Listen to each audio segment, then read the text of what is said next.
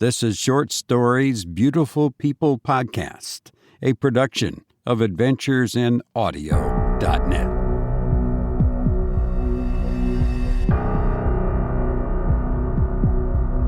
Hello, I'm Robert Crandall, and on this podcast I read short stories of horror fiction, and beautiful people like you listen, and I'm grateful. I want to give a shout out to the YouTube subscribers, all 23 of them.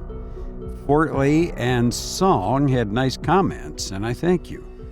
You can find the podcast on YouTube at Adventures in Audio.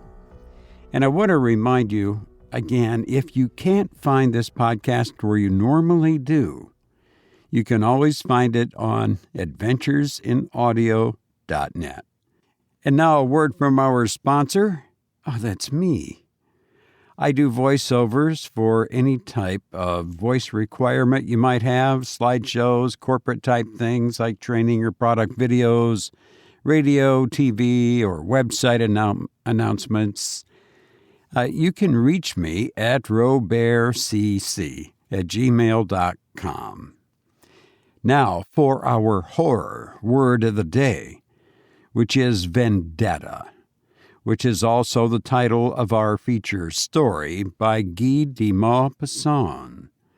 Now, we've had other stories by him, like The Hand, really creepy, April 19th, 2017, A Parasite about a man who murders his parents, that's pretty creepy, July 11th, 2016, and The Diary of a Madman, June 5th, 2015. That one will scare you. A judge dies and his diary is found with all the murders he has committed while being on the bench. A vendetta is a wicked and deranged penchant for revenge. Dictionary.com defines it like this: a private feud in which members of the family of a murdered person seeks to avenge the murder by killing the slayer or one of the slayer's relatives, especially such vengeance as once practiced in Corsica and parts of Italy, which is exactly where our feature story takes place. In this story, a gruesome tale of revenge, a woman seeks retribution for the murder of her son. She trains a dog to become a ferocious beast in order to achieve her vengeance. I hope you enjoy The Vendetta by Guy de Maupassant.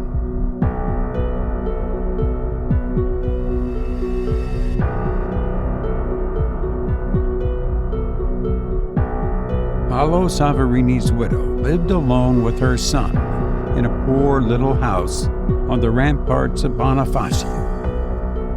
The town, built on a spur of the mountains, in places actually overhanging the sea, looks across a channel bristling with reefs to the lower shores of Sardinia. At its foot, on the other side and almost completely surrounding it, is the channel that serves as its harbor, cut in the cliff like a gigantic corridor. Through a long circuit between the steep walls, the channel brings to the very foot of the first houses the little Italian or Sardinian fishing boats, and every fortnight the old steamboat that runs to and from Ajaccio. Upon the white mountain the group of houses form a whiter patch still. They look like the nest of wild birds perched so upon the rock, dominating that terrible channel through which hardly a ship risks a passage. The unresting wind harasses the sea and eats away the bare shore. Clad with a sparse covering of grass, it rushes into the ravine and ravages its two sides. The trailing wisp of white foam round the black points of countless rocks that everywhere pierce the waves looks like rags of canvas floating and heaving on the surface of the water. The widow Savarini's house held for dear life to the very edge of the cliff. Its 3 windows looked out over this wild and desolate scene. She lived there alone with her son Antoine and their bitch, Semilante, a large, thin animal with long, shaggy hair of the sheepdog breed. The young man used her for hunting. One evening after a quarrel, Antoine Savarini was treacherously slain by a knife thrust from Nicholas Ravalotti, who got away to Sardinia the same night. When his old mother received his body, carried home by bystanders, she did not weep, but for a long time stayed motionless, looking at it, then stretching out her wrinkled hand over the body. She swore vendetta against him. She would have no one stay with her, and shut herself up with the body together with the howling dog. The animal howled continuously, standing at the foot of the bed, her head thrust towards her master, her tail held tightly between her legs. She did not stir, nor did the mother, who crouched over the body with her eyes fixed steadily upon it, and wept great, silent tears. The young man lying on his back, clad in his thick serge coat, with a hole torn across the front, looked as though he slept, but everywhere there was blood. On the shirt, torn off for the first hasty dressing, on his waistcoat, on his breeches, on his face, on his hands.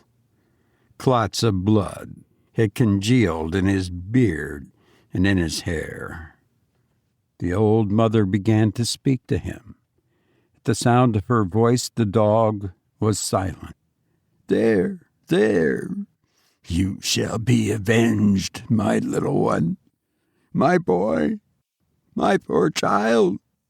Sleep, sleep, you shall be avenged. Do you hear? Your mother swears it, and your mother always keeps her word. You know she does." Slowly she bent over him, pressing her cold lips on the dead lips. Then Semilante began to howl once more.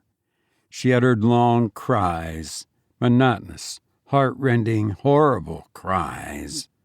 They remained there, the pair of them, the woman and the dog, till morning.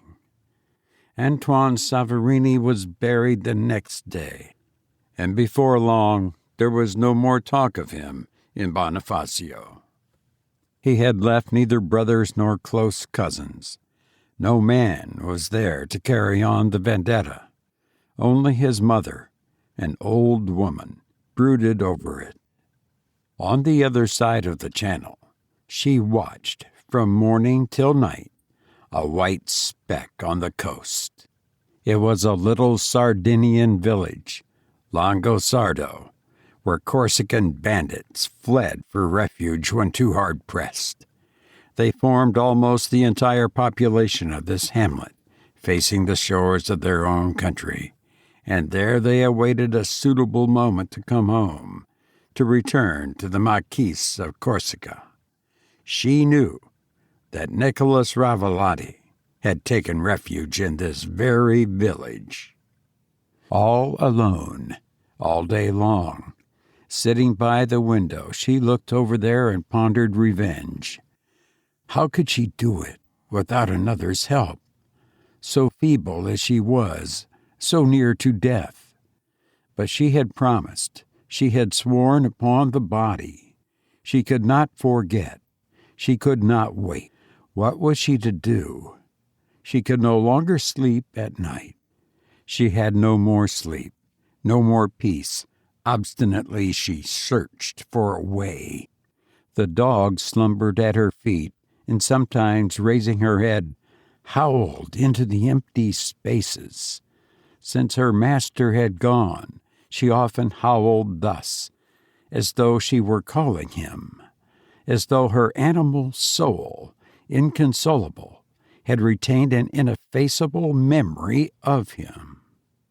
One night, as Semilante was beginning to moan again, the mother had a sudden idea.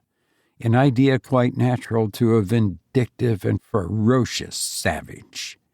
She meditated on it till morning. Then, rising at the approach of day, she went to church. She prayed, kneeling on the stones, prostrate before God, begging him to aid her, to sustain her, to grant her poor worn-out body the strength necessary to avenge her son. Then she returned home. There stood in the yard an old barrel with its sides stove in, which held the rainwater. She overturned it, emptied it, and fixed it to the ground with stakes and stones. Then she chained up Semilante in this kennel and went into the house. Next she began to walk up and down her room, taking no rest, her eyes still turned to the coast of Sardinia. He was there, the murderer. All day long and all night long the dog howled. In the morning the old woman took her some water in a bowl, but nothing else. No soup, no bread. Another day went by. Semilante, exhausted, was asleep. Next day her eyes were shining, her hair on end, and she tugged desperately at the chain. Again the old woman gave her nothing to eat. The animal, mad with hunger, barked hoarsely. Another night went by. When day broke, Mother Severini went to her neighbor to ask him to give her 2 trusses of straw. She took the old clothes her husband had worn and stuffed them with the straw into the likeness of a human figure. Having planted a post in the ground opposite Semilante's kennel, she tied the dummy figure to it, which looked now as though it were standing. Then she fashioned a head with a roll of old linen. The dog, surprised, looked at this straw man and was silent, although devoured with hunger. Then the woman went to the pork butcher and bought a long piece of black pudding. She returned home, lit a wood fire in her yard close to the kennel, and grilled the black pudding. Semilante, maddened, leaped about and foamed at the mouth, her eyes fixed on the food, the flavor of which penetrated to her very stomach. Then, with the smoking sausage, the mother made a collar for the straw man. She spent a long time lashing it around his neck, as though to stuff it right in. When it was done, she unchained the dog. With a tremendous bound, the animal leapt upon the dummy's throat. With her paws on his shoulders, began to rend it. She fell back with a piece of the prey in her mouth, then dashed at it again, sank her teeth into the cords, tore away a few fragments of food, fell back again, and leapt once more ravenous. With great bites, she rent away the face, tore the whole neck to shreds. The old woman watched, motionless and silent, a gleam in her eyes. Then she chained up her dog again, made her go without food for 2 more days, and repeated the strange performance. For 3 months she trained the dog to the struggle, the conquest of a meal by fangs. She no longer chained her up, but launched her upon the dummy with a sign. She had taught the dog to rend and devour it without hiding food in its throat. Afterwards she would reward the dog with the gift of the black pudding she had cooked for her. As soon as she saw the man, Semilante would tremble, then turn her eyes towards her mistress, who would cry, "Off!" in a whistling tone, raising her finger. When she judged the time was come, Mother Severini went to confession and took communion one Sunday morning with an ecstatic fervor. Then, putting on a man's clothes, like an old ragged beggar, she bargained with a Sardinian fisherman, who took her, accompanied by the dog, to the other side of the straits. In a canvas bag, she had a large piece of black pudding. Semolante had nothing to eat for 2 days. Every minute the old woman made her smell the savory food, stimulating her hunger with it. They came to Longosardo.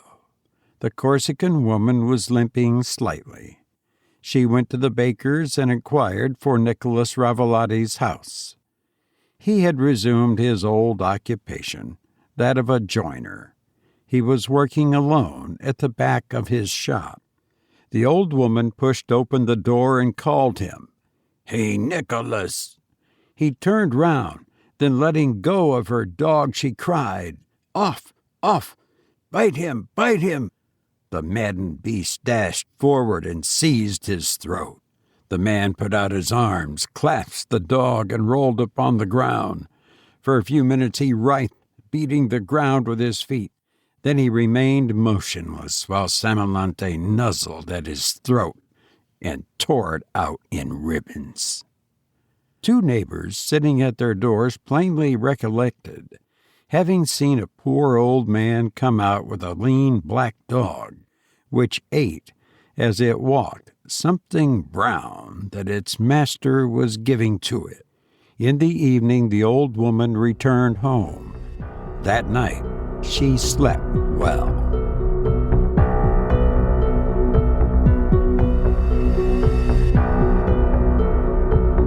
You've been listening to The Vendetta by Guy de Maupassant, who once said, "There is only one good thing in life, and that is love." If you enjoyed this story, be sure to check out others, now over 120 to choose from. And don't forget to tell a friend. I've enjoyed being with you, and now I must go, but I hope to be with you again soon. Please take care, and thank you for listening to me.